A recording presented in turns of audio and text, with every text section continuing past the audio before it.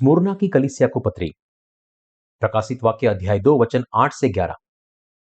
Smyrna की कलीसिया के दूत को यह लिख, जो प्रथम और अंतिम है, जो मर गया था और अब जीवित हो गया है, वह यह कहता है कि मैं तेरे क्लेश और दरिद्रता को जानता हूं, परंतु तू धनी है, और जो लोग अपने आप को यहूदी कहते हैं और है नहीं, पर शैतान की सभा है, उनकी निंदा को भी जानता हूं। जो दुख तुझको झेलने होंगे उनसे मत डर, क्योंकि देखो शैतान तुम में से कुछ को जेल खाने में डालने पर ताकि तुम परखे जाओ, और तुम्हें 10 दिन तक क्लेश उठाना होगा।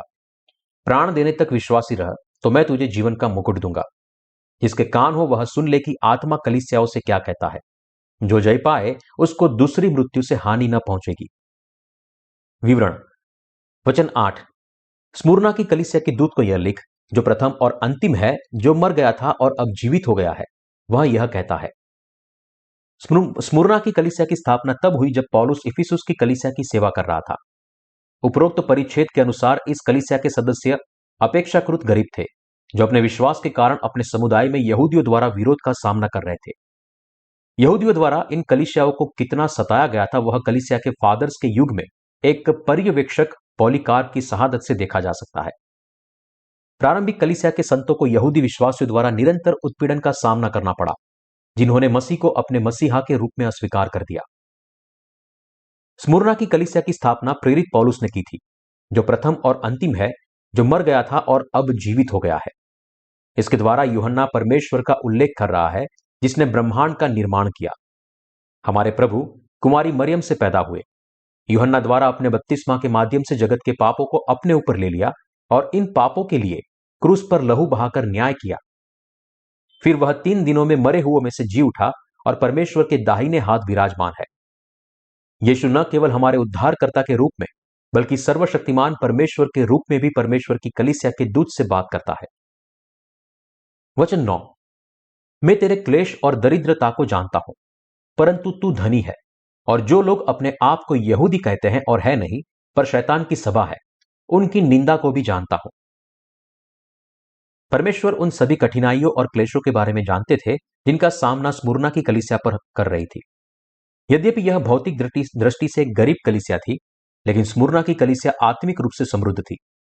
स्मुरना में बहुत से यहूदी रहते थे, जिनका वर्णन परमेश्वर ने जो लोग अपने आप को यहूदी कहते हैं और है नहीं, पर शैतान की सभा है, इस प्रकार किया।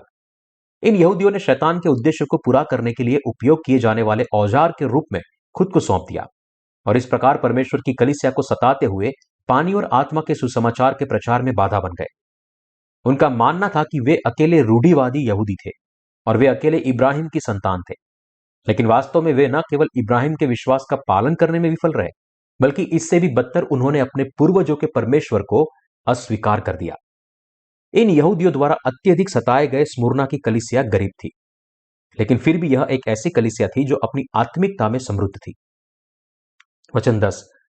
जो दुख तुझको झेलने होंगे उनसे मत डर, क्योंकि देखो शैतान तुम में से कुछ को जेल खाने में डालने पर है, ताकि तुम परखे जाओ, और तुमसे 10 दिन तक क्लेश उठाना होगा। प्राण देने तक विश्वासी रह, तो मैं तुझे विश्वास का मुकुट दूंगा।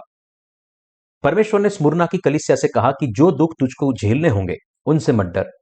उसने उन्हें मृत्यु तक विश्वास योग्य रहने का लिए भी कहा, और वादा किया कि वह उन्हें जीवन का मुकुट देगा। प्रभु को पहले से पता था कि शैतान स्मुरना की कलीसिया से कुछ संतों को धमकाएगा और उनके विश्वास को तोड़ने की कोशिश करेगा।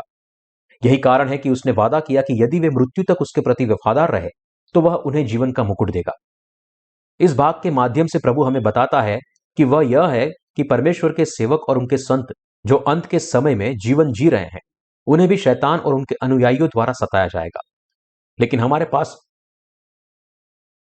मृत्यु तक परमेश्वर के प्रति विश्वास योग्य रहने की सामर्थ होगी, क्योंकि यह सामर्थ हमारे पास पानी और आत्मा के सुसमाचार में हमारे विश्वास और नए स्वर्ग और नए पृथ्वी के लिए हमारी आशा के प्रचुर मात्रा में आती है, जिसका परमेश्वर ने हमसे वादा किया है।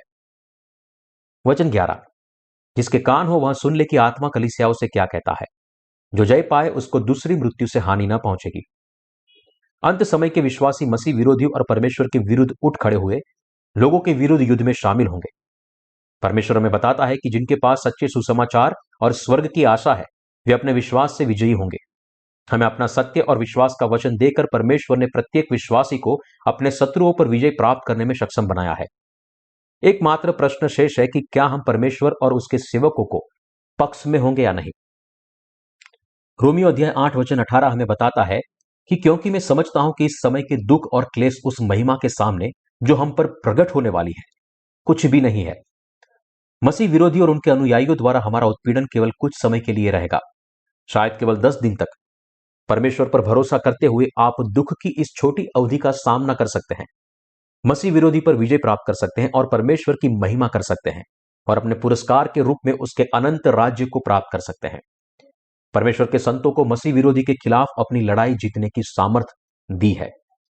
आइए हम सभी पानी और आत्मा के सुसमाचार में अपने विश्वास के साथ मसीह विरोधी पर विजय प्राप्त करें और हम सब हमारे 1000 साल के राज्य और नए स्वर्ग और नई पृथ्वी में हमेशा के लिए एक साथ रहने के लिए फिर से मिले।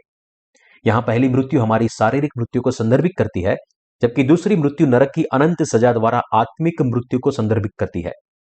संतों के लिए शहादत है, उनकी शारीरिक मृत्यु है लेकिन आत्मिक मृत्यु नहीं है। मैं परमेश्वर को धन्यवाद देता हूं कि उन्होंने हमें इस अंतिम समय में विश्वासियों को शहादत की महिमा और सम्मान दिया, जैसा कि उन्होंने प्रारंभिक कलीसिया के शहीदों को दिया था।